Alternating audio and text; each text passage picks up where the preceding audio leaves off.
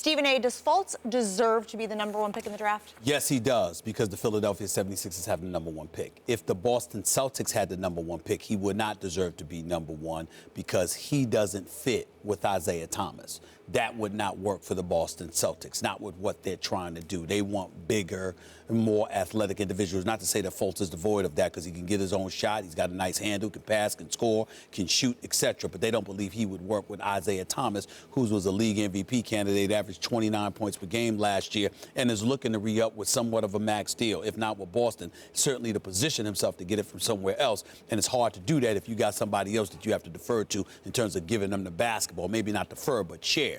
In the case of the Philadelphia 76ers, when Ben Simmons is going to be your primary ball handler and playmaker, combining that with the fact that at 6'10", 6'11", with guard-like skills and a penchant to pass first rather than shoot first, you got a guy in Fultz who's only 19 years old, who they believe can be a scoring machine and can help spread the floor. And when you combine that with Joel Embiid in the post, even though he has the ability to step out of three-point range, you've got a three-headed monster in Simmons, Fultz, and Joel Embiid. It's not an accident that since they got the #1 overall pick, ticket sales are booming for the Philadelphia 76ers. Trust the process. Unlike anything. Don't get me started Trust with that the nonsense. process. Hell no, I don't. All right, but Hinky's not going to get any credit, but he deserves it. He does not. Yes, but he here's does. the deal. No, you know what? Anybody can do. You know what? I can do that job to throw seasons. Throw seasons. Give me 4 years. Tell me I can throw seasons, and then come talk to me. Go ahead and do it. I don't even want to hear it.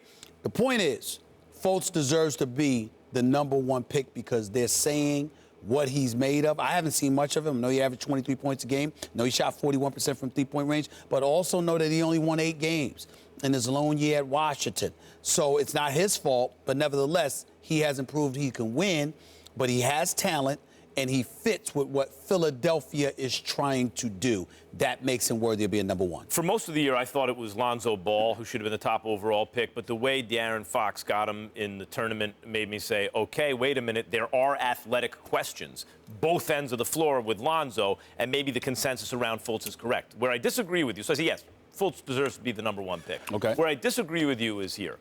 And I'm not saying Fultz is Michael Jordan. Let me be clear. Right. But this makes the case.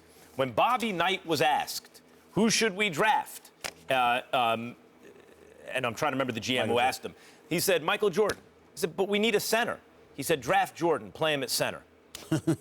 Right? Like, whatever you think you need on the team, the answer is Michael Jordan. In fact, Hakeem Olajuwon at 1, who's one of the greatest players of all time, and a two-time champion, is actually a draft blunder because Jordan was available in that draft. Whoever didn't pick Michael Jordan in that draft, you couldn't have known it at the time. Olajuwon's one of the greatest players ever. Picking themselves. But anyone who doesn't... He's #3 overall. He was #3 overall. Olajuwon and Sam Bowie. And Bowie, right. Right. The point is that Olajuwon was actually a mistake. Think about that for a second. Actually wasn't, but go ahead. If Michael Jordan's available, I don't care who else is in the draft. The answer is Michael Jordan. And what that means is take the best player. So if you think Fultz is the best player, then I don't care what you think the team needs, take Fultz. Now, if it's super close between him and Jackson or someone like that, that I understand. We really need a wing, and we really like this other guy, and we think it's 6'1", half dozen the other, fine.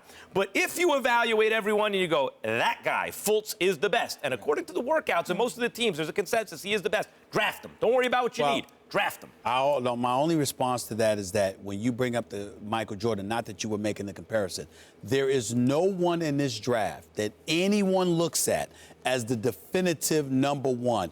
It's all according to need because the talent has been comparable.